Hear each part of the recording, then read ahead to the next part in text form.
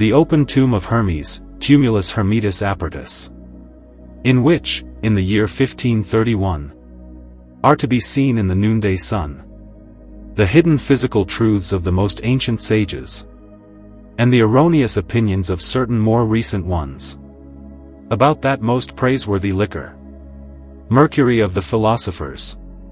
So that now even to anyone of only moderate wit, the royal road lies open to seek out, to discover, and to prepare this mystery, for the sake of the erring, made clear by anonymous Pantaleon, an adept of Hermetic wisdom, published at Nuremberg, by the widow and heirs of Paul I, bookseller. Year 1676. Translated to English by Mitko Jański. Epitaph of the Tomb. Kind reader, whoever you may be, attend. Here you may behold a monument of natural truth, born indeed by the kindly favor of heaven, with human industry as its midwife, but slain by the deadly crime of envy, at the harsh command of fate. While it lived, brighter than gems or gold, it was the mother of wonders. Now, made a fable of the crowd, it rests near Acheron, in a horrid and inaccessible place. Its tomb is guarded in palpable darkness by mournful owls along with the dreadful powers of hell. If by chance you seek to examine its bones, know this: no one clears a path here unless led by the guidance of heaven.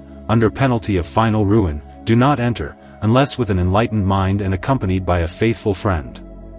To Momus. Indulge your spirit, Momus, and seize upon what you do not understand. Yet before long it will happen that you will weep for what you now laugh at. For you will too late experience the truth of the Greek proverb: it is easier to censure than to imitate. Preface. Candid reader, behold again a new champion. I was lately persuaded to descend into this arena. I confess I never intended to seek fame under the banner of the pen, since for a long time chymical writers have had a bad name and are taken as synonyms for impostors. Whether this happens justly or unjustly, let the prudent judge. The cause of this reproach seems to be the following: many proceed thus. When, after some years, exhausted in purse and health, they have drained all the windings of their brain and now hold only emptiness everywhere, lest they lose also the reputation acquired by long labor, they seize the pen and throw upon paper their specious processes, setting obstacles before everyone so that their writings may not be despised but gain weight through obscurity. And though some small profit may sometimes arise from this, yet they prefer to guard their reputation and to be held as such men as they are not, with great injury to conscience, rather than confess errors or remain silent. Perhaps they conclude thus: if I carry nothing else away from my furnaces, yet the title of learned and eloquent man will remain to me, who knows how it may profit me, even if not in this province. As the poet says, Semper tibi pendit hamus, quo minimi credis gurgite, piscis erit. Ever let your hook hang, where you least expect it, in that pool there will be the fish. But I, from youth up, few of words, in progress noting the sinister omen of scholastic talkativeness, found it for the most part bereft of real demonstration, poorer than Codrus. So rejecting it, I resolved to hunt the thing itself rather than words. Nor, God favoring, did success fail me. For I would not give my real science for all the rhetorical and logical treasure. I praise both, but I do not compare them. In this literary tempest I see many sailing without oars, driven only by the wind of opinion, few knowing whither they tend, but like pirates wandering under uncertain elevation, gaining for themselves, by this foolish practice, some reputation for nautical science. Therefore, lest they sell too many mists to credulous youth, and lest, by the multitude of their lies, they entirely wrest our physical truth from the memory of mortals, I was at last moved to be for sale, not that I might seek vain glory from this cake, but that I might lead the erring amid so many myriads of writers into the straight path and guard him from the rocks of shipwreck. I doubted long whether I should wish to throw myself among so many triflers and endure vulgar judgment. But the love of the neighbor who seeks prevailed. For what pleased me will not displease others. It is surely to be lamented that tailors, shoemakers, and cobblers are far more honest than most of our writers, for they keep what they promise, and for this deserve honor. But these think they have satisfied their office if elegantly, tersely, and cunningly they publish many volumes in print. Whether what they write is true or false, they consider to belong not to them, but to the common people, to bind themselves by words and stand to promises, as if noble dignity had its origin in the mire of lies. Some even swear by the whole heavenly order, and if you judge otherwise, devote you to the lowest hell. But truly, how shamefully I and others have been deceived by these most wicked man-shaped beasts is not for this place, for it would make a volume, not a tract. It is the most foolish thing, and besides an inexcusable crime, to write words without the thing, and knowingly impose upon posterity. For the love of God, what are you thinking?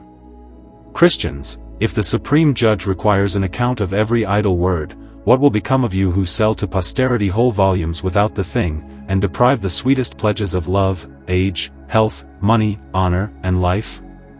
Who among us does not lament about this or that author, that he was led astray by him for many years?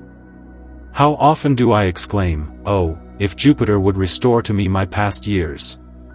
Not that I wasted them in Venus and Bacchus, but that through many vain labors drawn from those cursed books, I destroyed both time and health. But what presses you, spitters of books, that you cannot keep silence, if you wish to pour out nothing but words, which do not satisfy the heart? Surely ambition alone strangles you and makes you roar. Otherwise nothing. Of you is true the German proverb, Viel Gespräch und wenig Wohl, much cry and little wool. Chapter 1. The title is proved. It is clear in the open, nor will it easily be denied, except by one who is plainly ignorant of natural things, that to draw forth the one natural truth from the well of Hippocrates requires more wit, strength, labor, and time than to drink dry the very fountain of Hippocrene with all of rhetorical philosophy.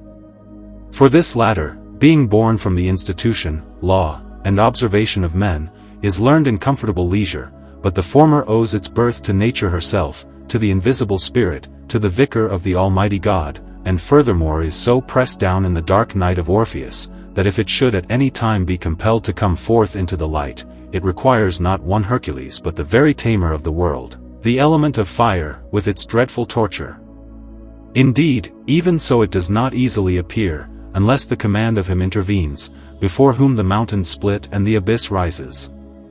If we wish to deal in examples, the greatest abundance of them could be supplied from every age, men who, in every possible way and with all skill, sought naked Diana without her garment, through rocks and through fire, but either they did not find her, or, having found her, failed to recognize her with their deer-like understanding, and were made prey to their own hounds of industry.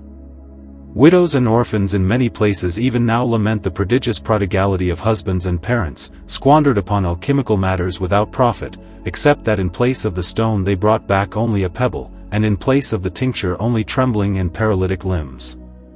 Yet it does not follow from this, that what the alchemists seek is an empty nut, a dream, or Plato's imaginary republic.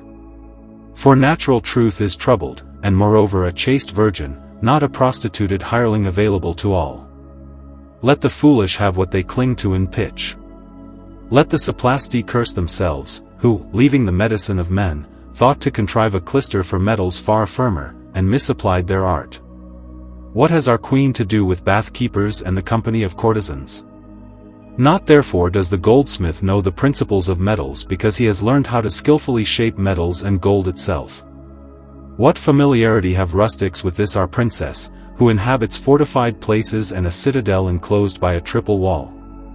Finally, friendly reader, do you think that this heavenly offspring is without the care and love of her father, so that any wanton goat, neglecting the parents' consent, might snatch her into his bedchamber and violate her? By no means of any nation. Rather, lest this should happen, she has been withdrawn from mortal eyes and entrusted to the earth, the daughter of Jupiter, and buried in her bosom. She does not lie upon soft pillows, nor shine with garments purple and embroidered with gold, nor wander through pleasant willows and delightful fields to be gazed upon, nor is she to be gazed upon as she is, much less does she lead dances or seek suitors in the manner of maidens. Instead, with a certain royal nobility she prefers to hide within rocky arms and Cimmerian darkness, than to be kissed under soft plumes by the unworthy. Such until now has our Titonia been, and such she will remain until the age is burned into ashes. Chapter 2. The causes are suggested. There is a common saying that the companions of nature are for the most part atheists. This, without distinction, is plainly false and a monstrous lie. But the following proverb of the ancient magi is true and indeed most true, where they say, "Our art either finds the good, or makes the good." I admit willingly, and daily experience shows, that very many lovers of the art of Chrysopoeia live as bacchanalians throughout the whole year, and are sparing worshippers of God. But I also add this, that in my judgment, and in the judgment of all who think rightly, those very pseudosophers are as far from the golden fleece as heaven is from earth, east from west, and white from black. Indeed, I dare assert that such an adept never lived, and that the impious wise man, sapiens impius, is truly but an ironwood, sideroxylon. This at least is true: impiety, especially when joined with filthy lust and greed, is an inseparable sign of an impostor and an ignorant man. For the most wise searcher of hearts has never granted to anyone the keys to the fountain of life, except to him whom he foresaw to be worthy of life. Let those therefore who magnify such satyrs and rational beasts, on account of their supposed knowledge, take heed, lest they vainly expect grapes from a thorn bush, or figs from thistles. The principal cause of the burial of our hermetic truth is God the best and greatest, the parent of all secrets. Since he is incomprehensible to the carnal eye, he has also hidden his treasures from it. Friends indeed can accomplish something, but not without the direction of the supreme protosophist through the means of the agent. And if at any time it happens, through political trickery, that such a swine is led to the venerable temple of nature, yet he neither perceives nor accomplishes anything, being blinded and hindered in various ways by the just judgment of God. The second cause of this concealment are the adepts themselves. For man, as such, scarcely lacks envy, especially in great matters, as may be seen in the high priest of our art, Hermes. For what is more obscure than his tabula smaragdina? Sooner will a three-formed Pegasus release you from a chimera, than Oedipus solve this labyrinthine riddle. In his footsteps faithfully followed Geber, Raymond Lull, Arnoldus de Villanova, and others. The Arab, as one endowed with a more enlightened wit and weightier judgment, set forth his doctrines more distinctly and dogmatically, yet almost everywhere withholding or cutting off the very point upon which the whole dispute rests. Lullius, a man of subtle and crafty genius, perfectly palmed off his fraud upon the world. He noted, indeed, that the Latin schools, led astray by the Greeks, held as the highest peak of wisdom the ability to speak promptly, sharply, and elegantly. Therefore, searching out every corner of logic and rhetoric, he clothed, obscured, and plainly buried his truth, as his contradictory and tautological writings abundantly testify. Yet at that time he pleased the learned world exceedingly. Arnoldus de Villanova aimed at a similar praise, though he loved rather a laconic obscurity than a fraudulent verbosity, and wrote his Rosarium Spinosum, in the explanation of which even Apollo would grow weary. And granted that pyrotechnia may have gained some benefit from their writings in past centuries, all this was again overturned by the new doctrine of Count Bernard of Treviso, who proceeded by a method plainly different from that of the ancients. For the earlier sages recommended to posterity the simple homogeneity of Mercury. But he, rejecting this, introduced his duplicated Mercury upon the stage, with such constant and loud applause, that not even one of the masters, so far as I know, ever doubted the greater excellence of it. Rather all with one voice adored this man as a Delphic oracle, and subscribing to one another, thought that nature proceeds according to the law of arithmetic, and that the double is to be preferred to the simple. Whether this was rightly done will be shown in the following. Let it be noted here only, that a singular spirit of confusion, sent from on high to mortals, introduced this diversity, lest the human intellect, being always intent upon one thing, should at length, by penetrating, snatch the club from Hercules and mingle the highest with the lowest. For the comic play of this amphitheater would be ended, if men indiscriminately possessed riches and health, and it would become purely tragic, for no one, unless overpowered by force, would serve another, and unspeakable crimes would be devised by the devil and his members to the contempt of the Creator. For the whole world, lying in wickedness, promises nothing good any longer, vices have risen in the place of virtue. Flatterers, fools, boastful babblers, and cunning impostors ride in carriages, but the prudent, and those whose hearts tighten fashion from better clay, go on foot. Therefore our predecessors are not so much to be blamed, that they were faithful secretaries of nature. Without this, the transmutatory art would daily prevail ethically, not physically. Everywhere almost gold is turned into lead, that is, golden tranquility, charity, equity, and truth are destroyed by the cold fire of envy, and transmuted into the leaden dross of infernal iniquities. What, I ask, would happen, if also that other physical metamorphosis were made a matter of public right? Would not the world be devastated by mutual slaughter? Behold, these are the impelling reasons of the tumult of our physical truth, certainly weighty ones, and such as are able to extinguish all love of the adepts toward the human race. Nevertheless, even if posterity, branding me with the same black mark as the other authors, should mock me, I will keep my promise. I will break open the marble posts of our tomb and open the barred door, yet so that not every child of fortune, without wit and labor, may be able to drag forth and subject to himself this beautiful goddess.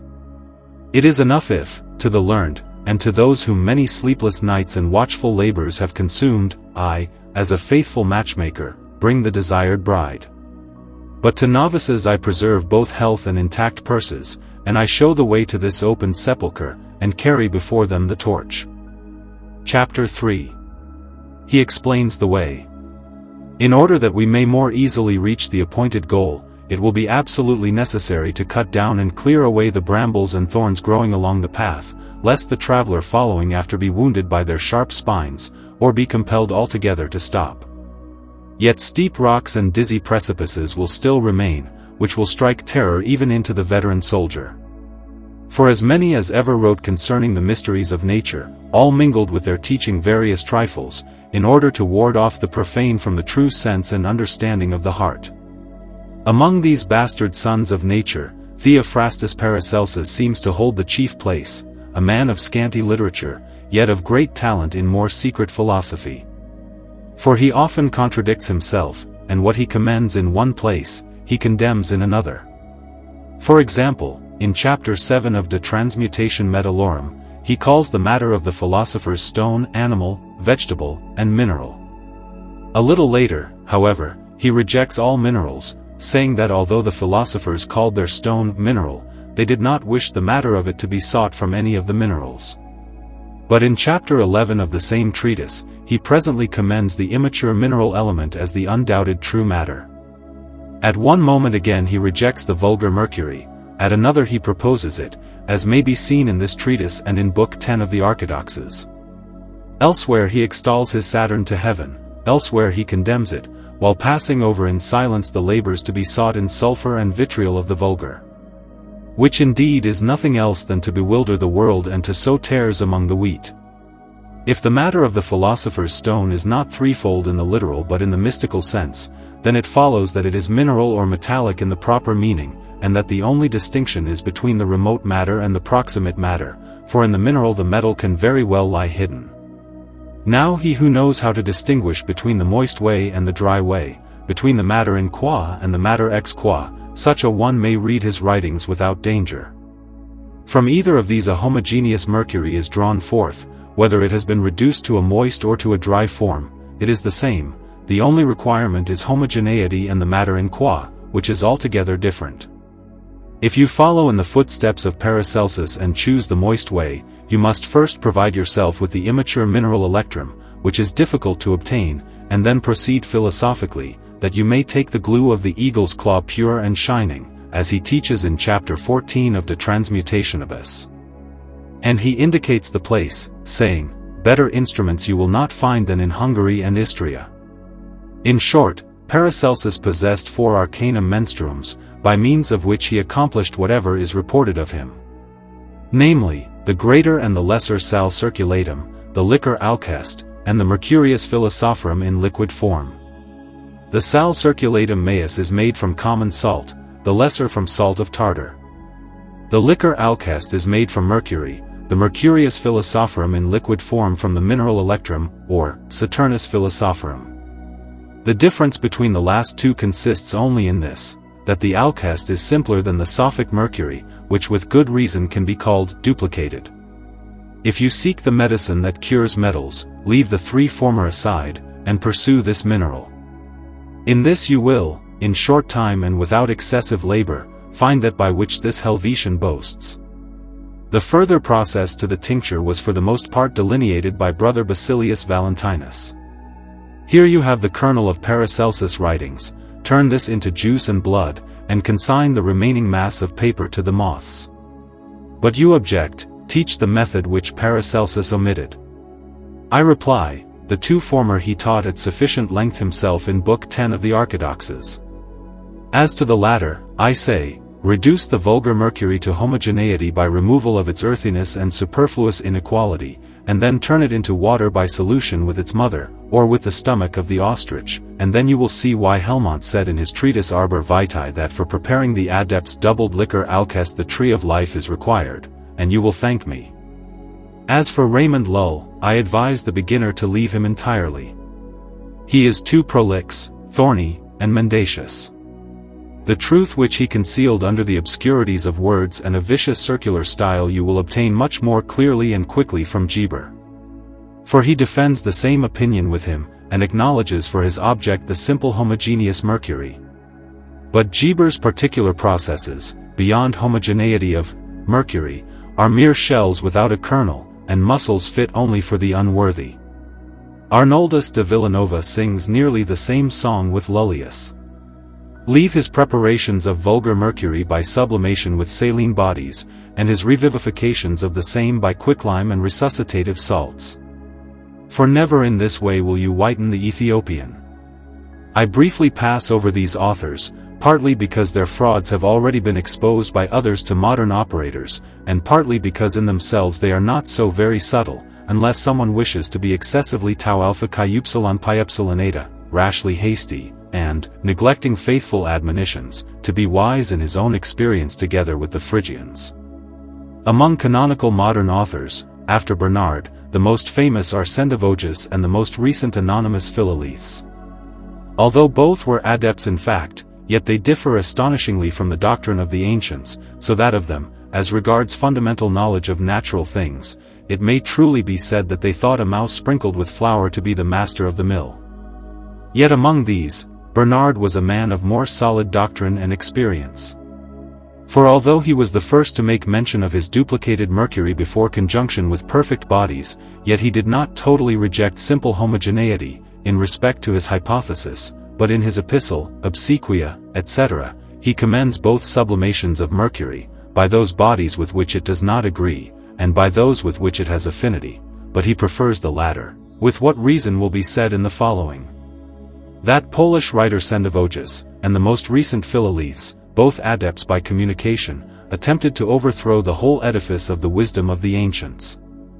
They constantly and expressly, especially the latter, deny that the homogeneous mercury of the sages can be fabricated in any other way than by amalgamation with the martial regulus of iron, stellatus. But how miserably they are deceived, and deceive others, I shall briefly prove mechanically, since in natural things a real demonstration is stronger than any syllogism. It is clear that Sendivogius persists in the same opinion as Philolithes, and that the latter only explains the former, from various places in his most obscure treatise. For after he had, for the greater confusion of the reader, in his 12 treatises and their epilogue, most copiously extolled false substances, not metallic, he then slides into subsequent enigmas regarding that regulus martialis, which he afterwards repeats in the Dialogus cap. Physici, but most clearly in the treatise de sulphur at the end, where he says, salt and sulphur circled around a well, quarreling with one another, until at last they came to blows and fought, in which conflict salt inflicted upon sulphur a horrible wound, from which, instead of blood, milk flowed, etc. Who does not here see depicted the doves of Diana of Philolithes, and his whole process? It is so. Let us come to Philolithes himself. He, not departing even a nail's breadth from the manner of writing of the other adepts, says, this and many other ways is the mercury of the sages prepared. As if indeed he had just visited all the innermost secrets of nature, little remembering that he became possessor of his mastery not by analysis and practical knowledge of natural things, but either by theft, as some wished to think, or by the communication of another, and that indeed in the 23rd year of his age. For I ask all the philosophers by fire, what familiarity and love could such a youth have contracted with our venerable matron, nature? Surely little. Since, however, his treatise is in almost everyone's hands, it will also be known that the foundation of his Mercury Sophicus is the martial fire communicated by fusion with Regulus Antimonii, which must then be joined radically with vulgar Mercury, so that the Mercury of Antimony, animated, may couple with vulgar Mercury, and each may cast away its scorii. The practice undoubtedly succeeds, provided the intermediate, or the doves of Diana, are present. But that the cause of the purgation of vulgar Mercury is the martial fire, insinuated into it by the antimonial Mercury, hidden in the Regulus, and that there is no other way, this is what I deny, and deny utterly, being led by the following arguments and mechanical demonstrations. First, it is false that the Mercury of Mars, male sign, in fusion, is mixed with the Mercury of Antimony, in the Regulus.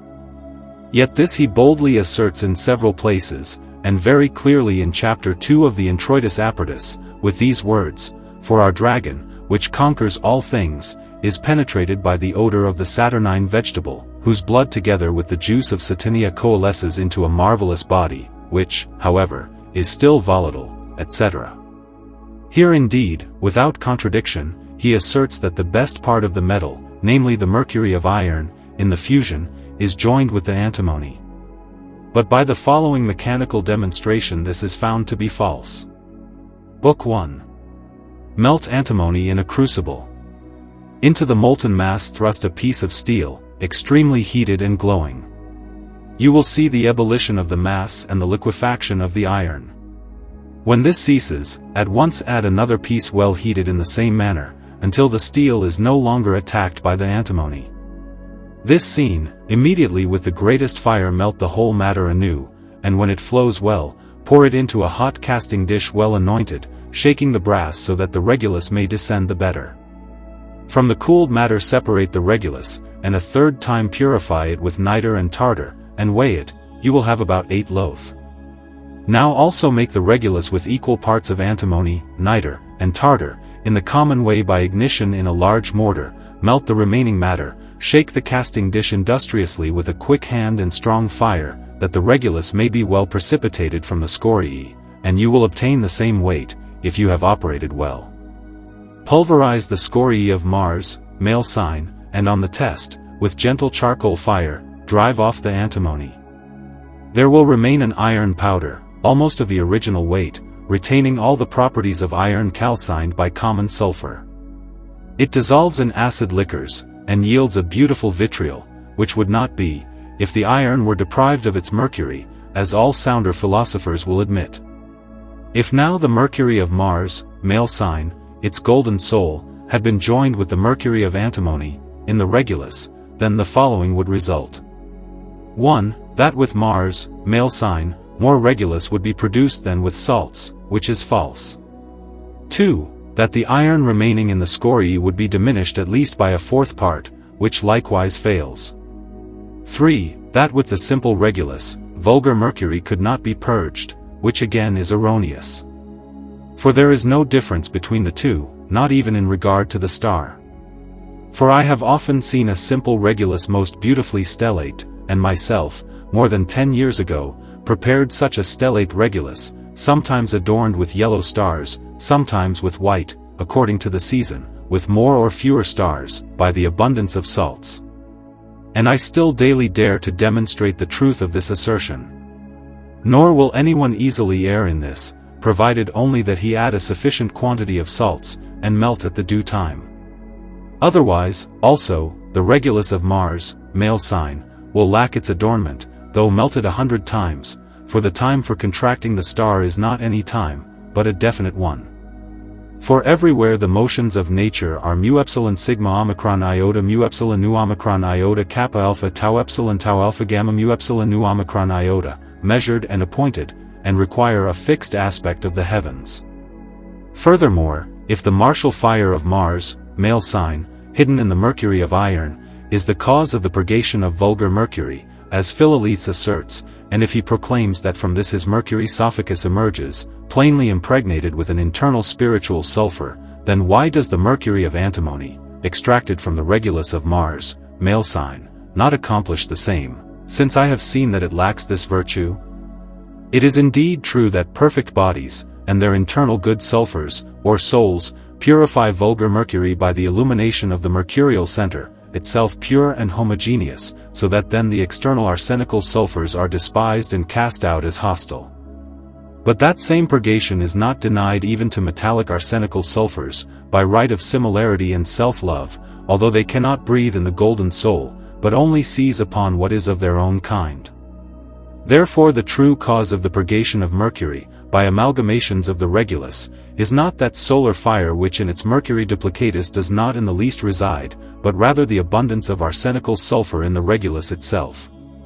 This, by means of the artifice of the doves, is loosened from its chains, and by a certain natural necessity seizes upon its like in vulgar mercury, leaving behind a third thing. For what happens with male sign Mars and antimony, the same also happens with the Regulus and mercury, an intervening artifice being employed. When sulphureous male sign Mars seizes upon sulphureous antimony, then the mercury of antimony, which is not bound as is the martial, falls to the bottom. Yet by this means it cannot be entirely freed from its keepers, but retains about a tenth part of its arsenical sulfur. This then, once disposed and prepared, again seizes upon its like in vulgar mercury, and so finally leaves behind its own mercury as something dissimilar. The same may be seen also in the purification of other metallic ores, for example, smelters, when lead ore is arsenical or abounds in other sulfur, add iron ore and obtain more metal, etc. But granting that some golden virtue exists in the regular mercury, which might animate vulgar mercury, why does it not do so to its dearest companion, the mercury of antimony? Why is vulgar mercury required in order to exert this energy? You object that this cannot be done in one operation, on account of the multitude of diverse sulfurs in antimony. I answer, let it pass that its purgation is not completed the first time, let a second addition be made, the Regulus having been already formed, and so at length it will suffice. But even so it does not succeed, not because the mercury of antimony in the Regulus is sufficiently purged, but because it now lacks the sulfur, that common combustible which dissolves iron. I prove this by another mechanical experiment. Extract the combustible sulfur of antimony from crude antimony, in such wise that the sulfur extracted is as like to vulgar sulfur as one egg is to another, and the antimony retains its external form as before, except that it no longer scintillates as before. Melt this antimony, and plunge into it glowing iron, as if you intended to prepare martial Regulus, and you will see that the operation does not succeed, and the iron remains untouched. The reason is that the antimony is deprived of its combustible sulfur, by which male sign Mars is dissolved. Further, you insist that this golden power in male sign Mars is a mere spiritual vapor, as the same Philoletes in his Biorium and elsewhere fables. But I ask, what is the reason why this wandering fire, since it is spiritual and not bound to the martial mercury, is not expelled by the fire of fusion and by repeated ignition in the furnaces, but only awaits Jupiter, and when he approaches abandons his old host, the mercury of iron, who yet is far more noble than the antimonial, and ungratefully seeks out and perfects a new one? Again, why should this spirit of gold lie hidden only in iron, the house of Aries, without a body of gold, and not also in copper, since with female sign Venus, by equal preparation and method, a most beautiful Regulus is prepared? Yet everywhere the vulgar cry of the chymists resounds, that female sign Venus abounds with golden sulfur, and that the copper roofs themselves are finally cooked by the sun into the sun. You reply, that Philoletes expressly denies this in chapter 11, namely, that the philosophers sought in vain in female sign Venus. I rejoin, that Philoletes was here deceived, as is clear from what has been said. For it does not follow, I know some supreme secret by communication, therefore I know all of nature. The knowledge of the whole of nature must be sought from mere species and individuals, nor is this good man everywhere present to himself.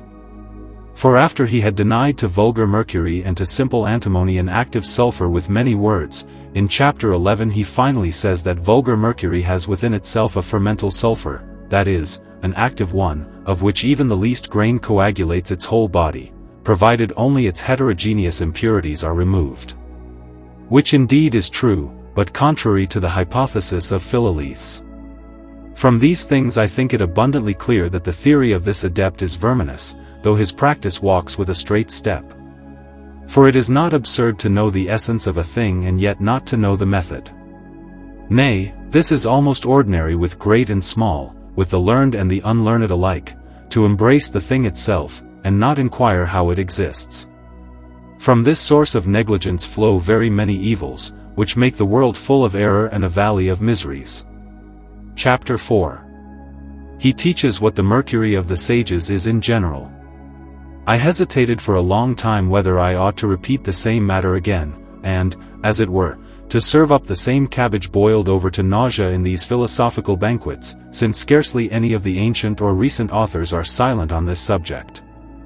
Indeed, even those who have not so much as rightly greeted this wisdom at the threshold, but, like jackdaws, have adorned themselves with borrowed feathers, chatter and clamor enormously about this material, opening their beaks wide like geese among swans. For they do not know how to come closer to this fire, therefore, from a distance they admire its incomparable splendor, and at street corners and crossroads they proclaim it with such loud cries, as if the valleys and mountains themselves were their hearers. The proverb among the ancients was to say of a common matter, "It is known to the blear-eyed and to barbers." Yet the emphasis of this saying is far too narrow for our application, for in this age many rustic illiterates and unlearned women at the plough and the yoke know fundamentally and in general how to dispute about this mercury of the sages. But in truth, just as Helmont rightly divided brute animals delta upsilon sigma tau upsilon phi omega, into solarians, which by benefit of the sun see by day, and lunarians, which by means of the moon see by night and under the earth, so, notwithstanding this very clear and most commonly published knowledge of the mercury of the sages in general, yet there are to be found the purblind, who, like bats, either hate or cannot comprehend this light of truth, and hurl others with themselves into their gloomy abyss. It would be pardonable if shoemakers gave unjust judgments beyond their shoe. But that such sophists should inscribe themselves with the certain and rightful titles of promoted doctors, and even flatter themselves as actual adepts, such as Philolethes, under this specious designation, accuse others of falsehood, and deceive the world, this cannot be winked at. Rather, effort must be made so that men of sound heart and ingenuous mind may be fortified against such a plague, and, if possible, that the very square intellect of such a foolish doctor may be circumcised and reduced to a more fitting form for conceiving the mercury of the sages. For it cannot be denied that Helmont, among the sounder philosophers easily the greatest, determined that for a true act of understanding it is required that the intellect become, as it were, one with the thing understood, and be in some way transmuted into it. That the weakness, if not stupidity, of their mind may more clearly appear to all the ministers of our Queen, let us set up the two supports of the whole building of nature, reason and experience. And let us repudiate any structure that does not rest on these as unarchitectonic. Let us briefly survey the three kingdoms of nature, presupposing, from the most ancient and orthodox writer of natural things, Moses, that every living body has received from the Creator the power of multiplying itself by gift of creation. In the animal kingdom, perfect animals multiply themselves by the mingling of seeds, each in its own kind and species.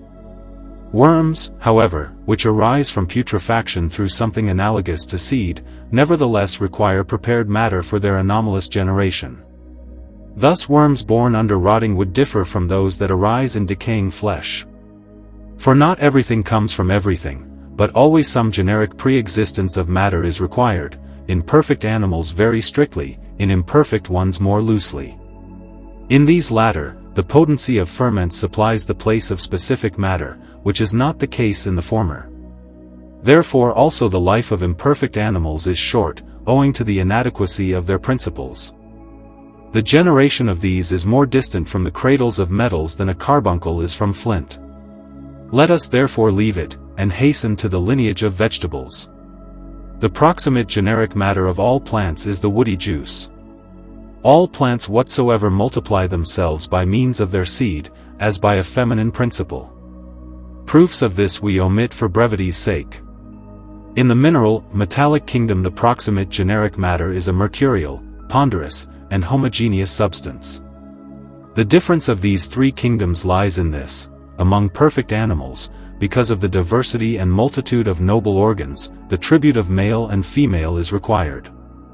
In vegetables and minerals a sulphureous fermental odor suffices, supplying the place of the seminal archeus, the material or feminine principle meanwhile being rightly disposed. Of the feminine principle in the first two kingdoms none doubts, but the last may be called into question by the unlearned. Wherefore it is necessary to call upon the authorities of the ancient adepts, since in the hidden caverns of the earth the marriages of this kingdom are for the most part celebrated. Yet sound reason also urges incorruptibly, that everything consists materially of that into which it is resolved by a fitting regression. But all metals are resolved into mercury, therefore from it they consist. This all the ancient philosophers confirm. Let Arnold be first, who in chapter 2 of the Rosarium says, "It is certain that everything is of that, and from that, into which it is resolved, for when ice is changed into water by heat, it is clear that it was formerly water." Likewise, in chapter 2 of the Rosarium, from argent vive all metals are, and into it they are resolved.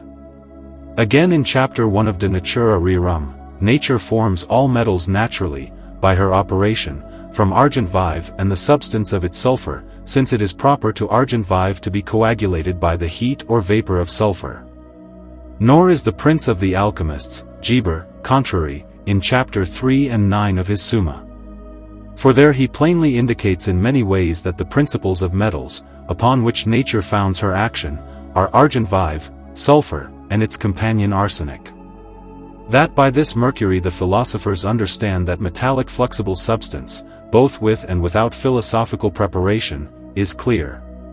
First, from Arnold, chapter 4 of the Rosarium, with whom Geber agrees, book 2, chapter 8, where he says, "Let the Almighty Maker, the glorious God, be praised, who from the vile created the precious, and gave it a substance and the property of substance, which no other thing in nature happens to possess, because it alone is that which overcomes fire and is not overcome by it.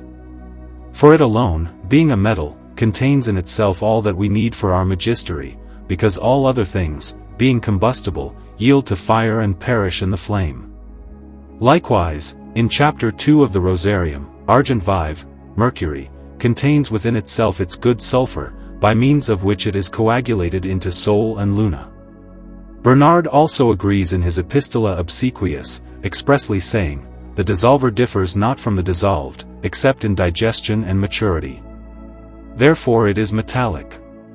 And further in the same he says, "No water naturally reduces and dissolves metal, except argent vive, mercury."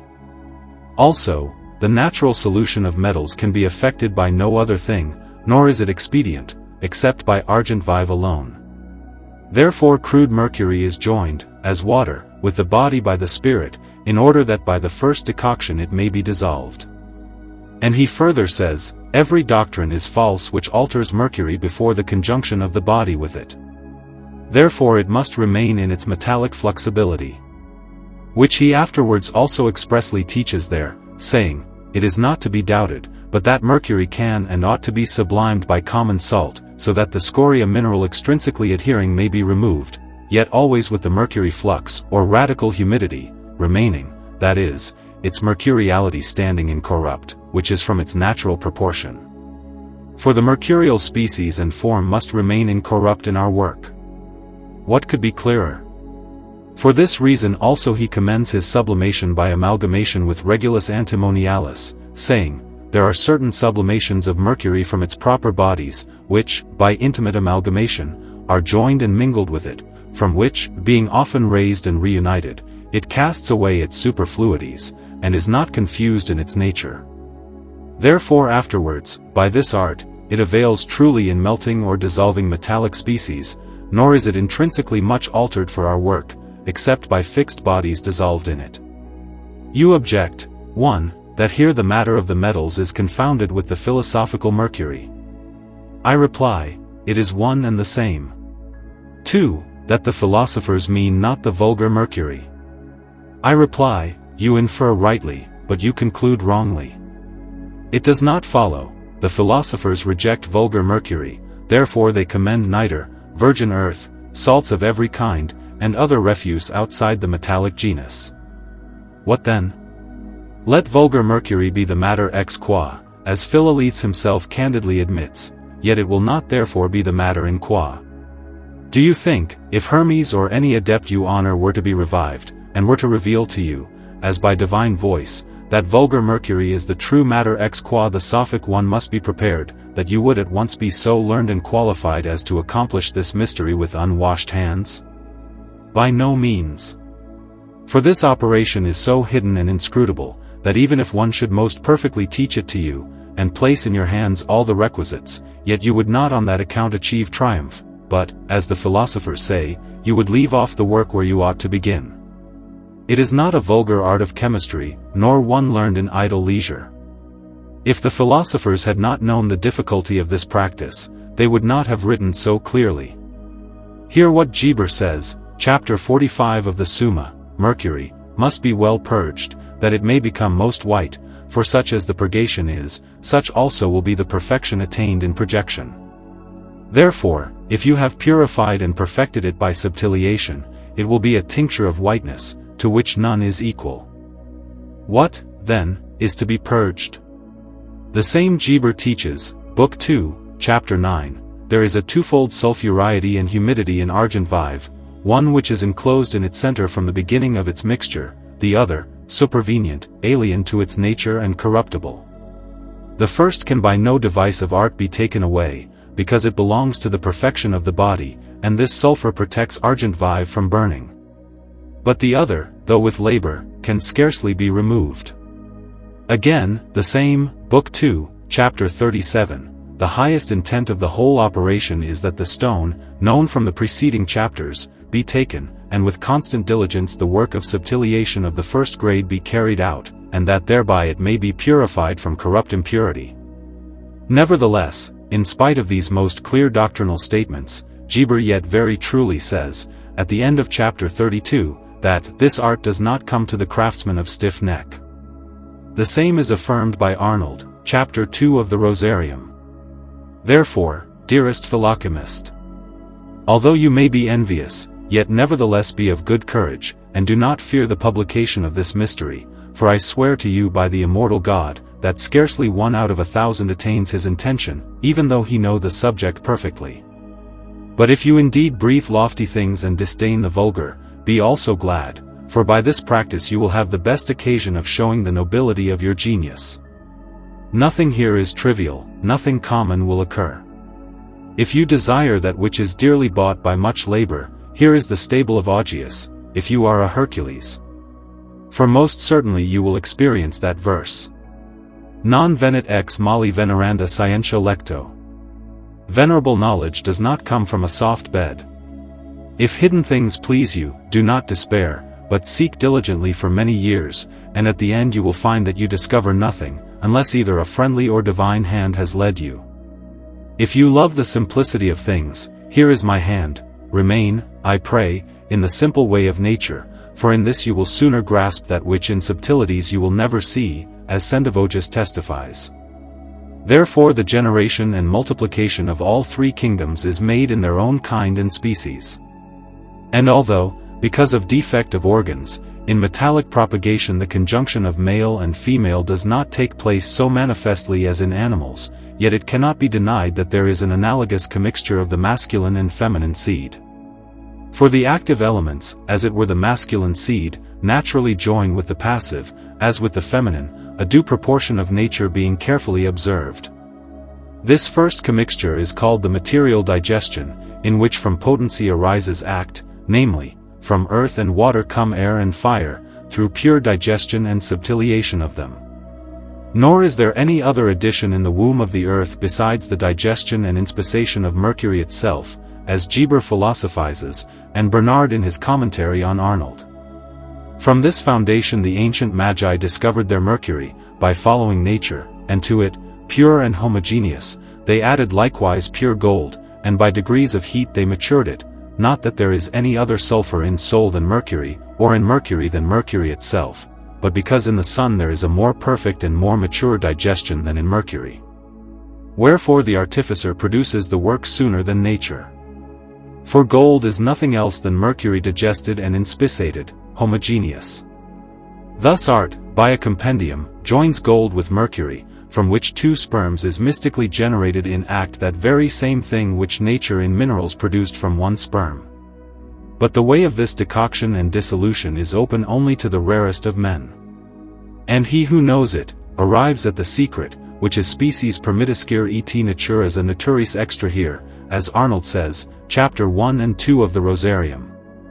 Therefore the definition of the Sophic mercury stands firm and unshaken by reason and experience, excluding all salts except one, which to it is as mother, and therefore tasteless. He who knows this sits in the center of nature, nor will he be contrary to me, for he who is a friend to the mother will not be hostile to her son and his affections. Rightly therefore you laugh, Philolithes, and many others, at those blind operators, who outside the metallic nature of mercury waste their labor and oil upon salts, maydew, rainwater, and such like trifles. But the ancient axiom will remain true forever, in mercurio est, quicquid quaerunt sapiens. Here, without doubt, they understand metallic mercury, as the ancients inculcate to satiety, crying aloud. So Ripley, join genus with genus, and species with species. Nature is increased in its own proper species and nature, and not in another. And Bernard, our medicine is made from two things of one essence, that is, from the union of fixed and not fixed mercury, spiritual and corporeal. Also, there is no profit in things not metallic. Also, in, with, from, and through metals are metallic things made, etc. And unless this vaunted mercury of the sages were to be sought from the metallic kingdom, Geber would have written in vain, Book 2, Chapter 2 of the Summa, it is not possible to know the transmutations of bodies or of argent vive itself, unless upon the mind of the artificer there come true knowledge of their nature according to their causes and roots. The same also there, it is necessary that the artificer not be ignorant of the first principal roots, which belong to the essence of the work, for he who is ignorant of the beginning will not find the end. Therefore, unless one be plainly vertiginous and a grandson of Midas himself, he would easily perceive, with much and deep meditation, 1. That it is not granted to art to make a metal from a non-metal, as is also evident in the projection of the stone itself, which, though it relies on the most powerful metallic ferments, nevertheless works only upon metals. 2. That every perfective action consists among similars, which, being rightly attributed kappa alpha tau, xi omicron chi nu to the conjugal union of our soul and Luna, will not only be useful but necessary because of the generic affinity. He who asserts the contrary without reason and experience is no philosopher, but an opinion-monger and impostor, plainly a black one, whom you, Roman, beware of, until he, from his savory salts, returns to our pi omicron iota omicron nu, the tasteless salt of nature, and adores it. Of this alone is it true, what the philosophers say, in soul and in the salt of nature are all things. It is, however, called salt, not because it is made from any saline matter, but because outwardly it resembles nitre. I therefore conclude with our King Geber, he who attempts to tinge without argent vive, mercury, proceeds blindly to the practice, like an ass to a banquet. Chapter 5.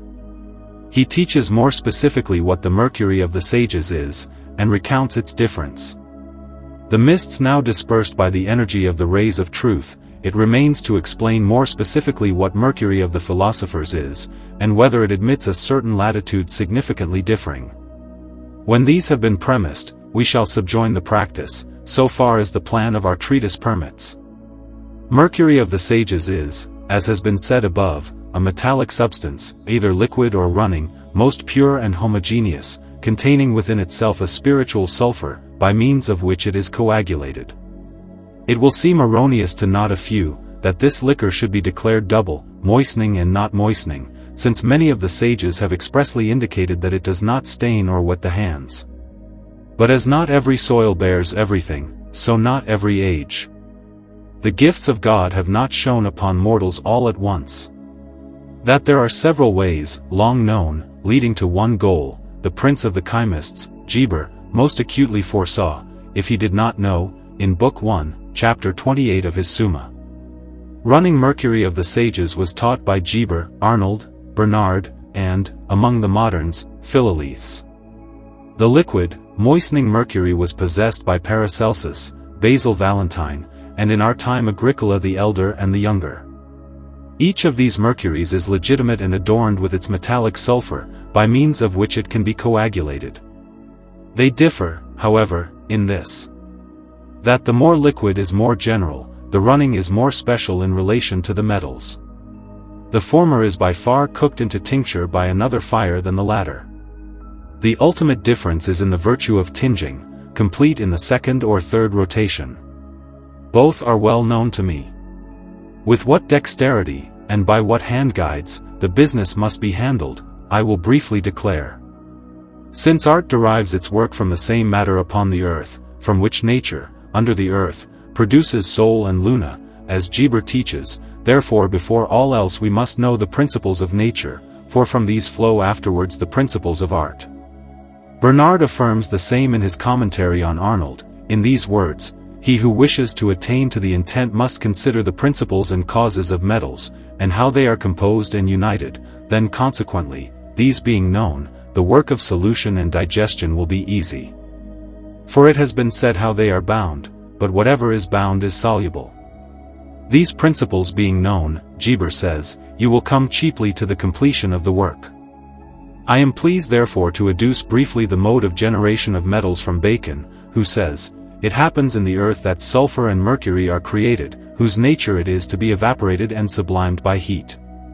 The heat being kindled in the sulphureous earth, when for many years they have evaporated, both, ascending continuously through the earth, are coagulated on the way, and are struck back by the cold of the surrounding air, and hence metals are for the most part generated in mountainous places, as being colder. This generation Bernard sets forth much more clearly, as was noted in the preceding chapter, and it is here to be repeated. Nature in the womb of the earth works a metal from one sperm only, namely mercury, by cooking and digesting. Therefore it cannot attain the determination of a metal in a short time, for in mercury there are only two elements actually, namely water and earth, which are passive, fire and air are in it only potentially. But when they are brought into act, according to a determined digestion and proportionate inspissation, then it becomes metal. Nor is there any other addition in the womb of the earth, except the digestion and inspissation of mercury itself. The difference depends only upon accidents. Thus nature from simple mercury produces Sol, by removing its superfluities. But since these are of most difficult separation, therefore little gold is generated. Therefore the whole artifice of the Sophic mercury consists in the removal of the terrestrial and phlegmatic superfluities, as Geber teaches in chapter 19. Argent vive is not permitted to penetrate to the depth of an alterable body without a preparation intervening. For, as Geber says, chapter 42, it cannot be well found that it unites with bodies, unless it be spirit alone. And a little after, because in many other things than spirits we see adherence to bodies with alteration, it was necessary to prepare them with purification, which is by subtiliation. And in the same place further, because spirits projected upon bodies, without their purification, do not give perfect color, but wholly we see them corrupt, burn, and blacken. The practice of this preparation Geber teaches most clearly in several places, and it is by subtiliation, that is, the elevation of a dry thing by fire, with adherence to its vessel, and separation of the pure substance. For mercury contains in itself, as Geber also says in chapter 42, the cause of corruption, namely, an earthy substance, combustible without inflammation, and a watery substance. These superfluities must be separated and it prepared. And this, as the same Geber teaches in chapter 43 and 45, is done by fire and by the commixture of feces, as is explained there at length and in detail. To these I remit the reader, for it is impossible to speak more clearly, unless one were willing to cast pearls before swine. He who shall be diligent, learned, and constant, and who shall rightly invoke God, will find the truth in this author. He is not to be compared with any of the ancients or moderns in candor and truth.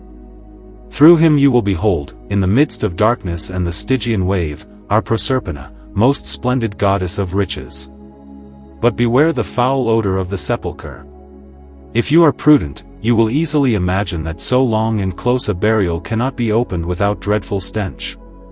But rather, prepare the half-bath, and wash this royal offspring until she shines like the moon in her fullness, and you will marvel that among so many filths and black escoriae this tender princess has not been entirely suffocated and delivered over to eternal death.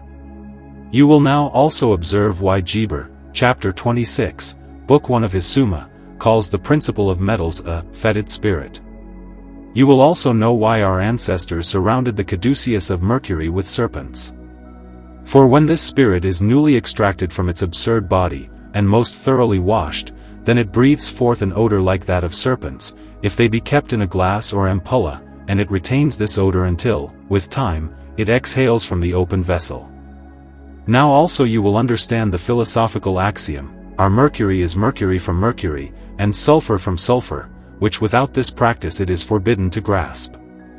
No one certainly, unless an eyewitness, can believe that in our foul fountain there is living water. Therefore I forbear to speak many words. He who has attained this arcanum, though I am silent, knows it. He who has not, will hardly be persuaded, even by Themistoclean eloquence.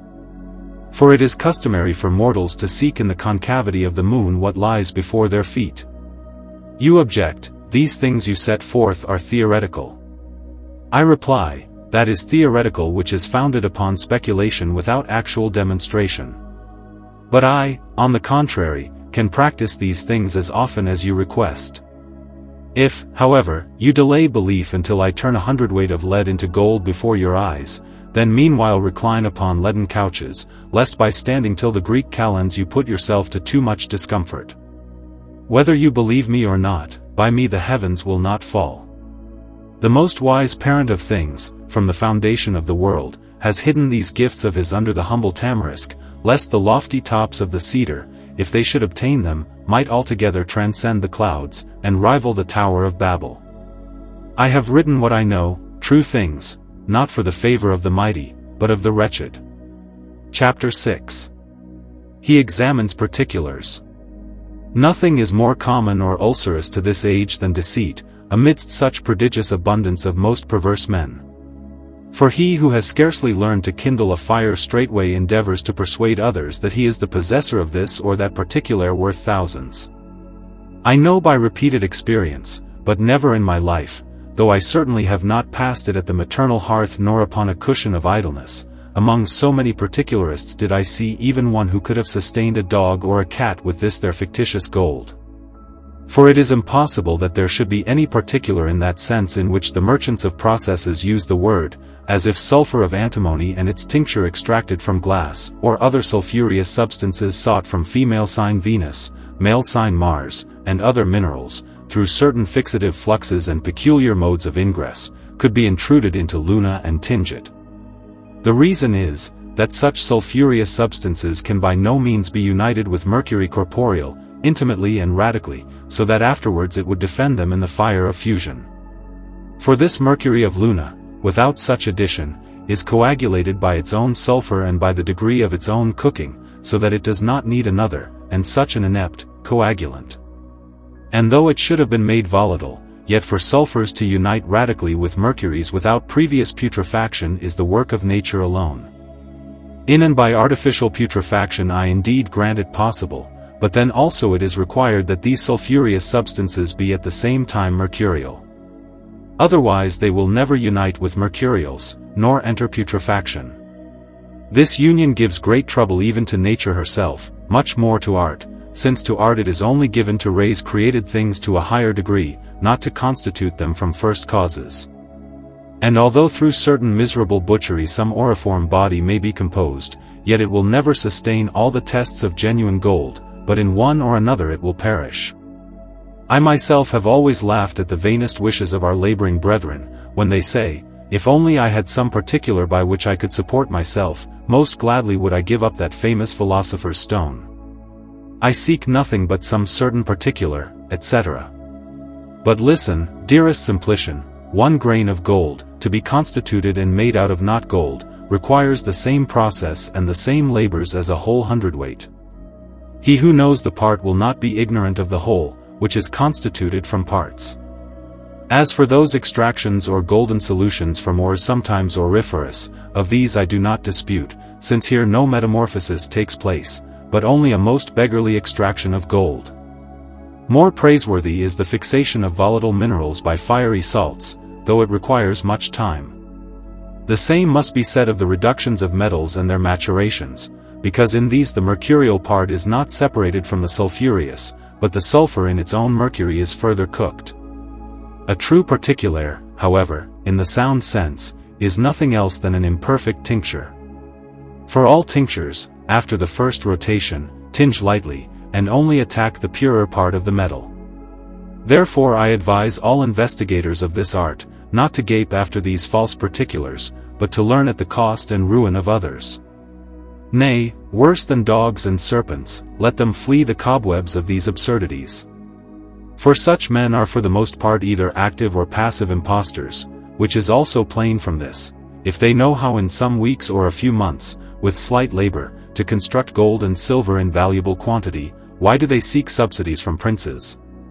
And why do they not keep silent like the adepts, for fear of most certain peril? This, indeed, is what I said: either their gold cannot endure the torture of fire and the devouring of the wolf, or it is compounded without profit because of sophistical principles. But it will ever remain true, what Arnold, chapter 3 of his Rosarium, cites from Aristotle, book 4 Meteororum. The species of metals cannot be transmuted, unless they are turned into their first matter, which is sulfur and argent vive, not taken separately but conjoined. Epilogue. Here then you have, candid reader, what I promised at the outset of this treatise, namely, I have said enough of what you must avoid on the journey to this sepulchre. Go forward fearlessly, the gate is open. Nothing remains for you but to put your hand to the work. If the divine power graciously favors you, you will see with your own eyes, among the most sordid wrappings, your most beloved one. Call her by her proper name, revealed to you, and she will hasten to embrace you. Thus will you obtain the Mercury so greatly cherished by the philosophers. There is indeed still another Mercury, equally known to me, which is called the duplicated. But if you attain to the former, you will not need this, for they scarcely differ at all, since both arise from one root and subject, and only the manner of eliciting is different. Yet lest I fail you in this one point, I tell you in truth, that the former is produced by sublimation from those bodies with which it does not naturally agree, the latter, on the contrary, as Bernard, Count of Treviso, teaches at length in his Epistola Obsequious, etc., whom I commend to you. And meanwhile, I remain your most devoted student. The End.